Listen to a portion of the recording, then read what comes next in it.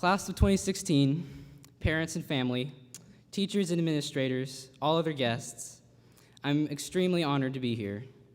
But if I'm being completely honest with all of you, I know in a sense I should not be giving the speech at all.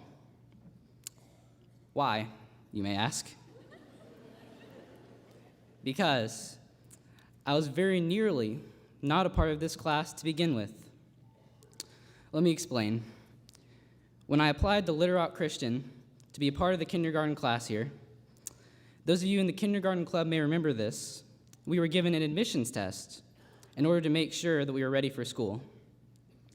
This process included testing in areas such as motor skills, which I failed, and writing, which I also failed, and some oral questions. I distinctly remember a question which asked, "Where do chickens come from?" For those of you playing along in the audience, the correct answer was eggs. The answer I gave, which was considered incorrect, was other chickens. Hey.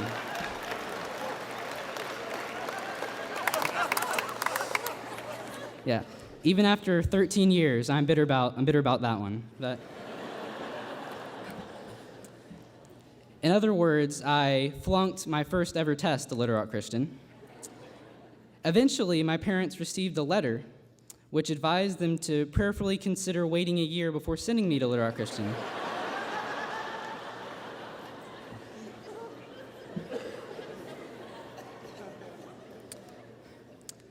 For all of you teachers and staff through the years who've had to deal with my parents, you can imagine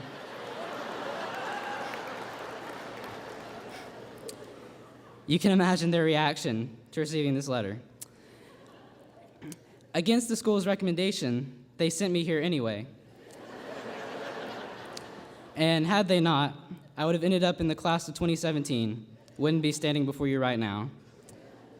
And looking into this room right now, I'm so glad that they made the decision that they did. I would never trade the opportunity to grow up alongside this truly amazing group of people. In this room sit some of the most intelligent and accomplished people that I know.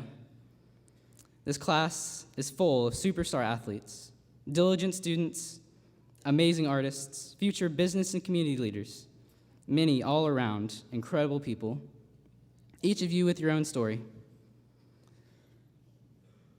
I guess what I'm really trying to say is that I am entirely unqualified to try and give any of you any sort of advice or admonition for your future careers. So what I want to convey in this speech is my sincere gratitude towards many of the people in this room.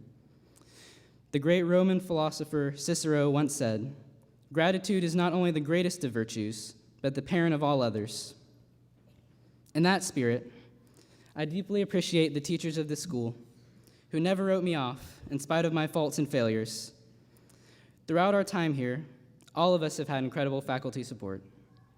For me, teachers such as Mrs. Lubansky and Mrs. Probst, among many others, have shown me an enthusiasm and a love for learning, which I have tried to emulate in my own life. Also, Mr. Erlinson, Mr. Foster, Mrs. Thompson, and Mrs. Hodges have shown me how to use this love for learning to achieve and to discover my passions. And as Ashlyn said, I'm sure every student in here can think of teachers, coaches, or administrators who have made similar impacts on their lives. In addition, every single parent and grandparent in this room deserves appreciation beyond measure.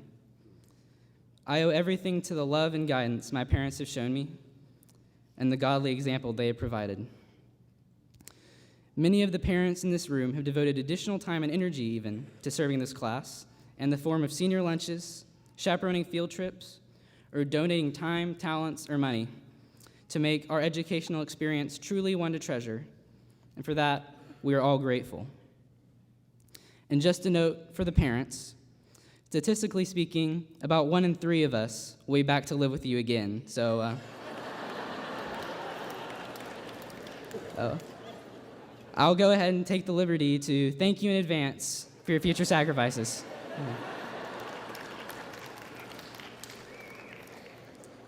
But most importantly, I would like to express my gratitude for Little Rock Christian. Through our many years here, all of us have met great friends, shared some of our best memories, and been able to mature spiritually and academically. Through chapels, community times, and class trips, through J-term, homecoming games, and school dances, through laughter and heartbreak, joy and loss, and everything in between. I have grown to love this school and the principles it was founded upon, and I am deeply saddened by the prospect of leaving. But I take heart in the knowledge the great work will continue to be done at Little Rock Christian for many years to come. To conclude, no graduation speech is really complete without a cliche analogy, so I'll offer one which fits the theme of our final year. This school has provided us all with a rich soil. We have been painstakingly tended by the teachers, staff, and family who surround us in this room. We have basked in the light of God's word and grown strong together. We have truly been given an incredible foundation. When all of us meet again at our 25th or 50th reunions, I want to hear great stories from all of you. Stories about the successes and failures you've encountered, stories about the lives you've touched, stories about when others have asked you to prayerfully consider your own aspirations and dreams. I look forward to seeing the amazing ways which all of us bear fruit, which reflects the enormous blessings we've received.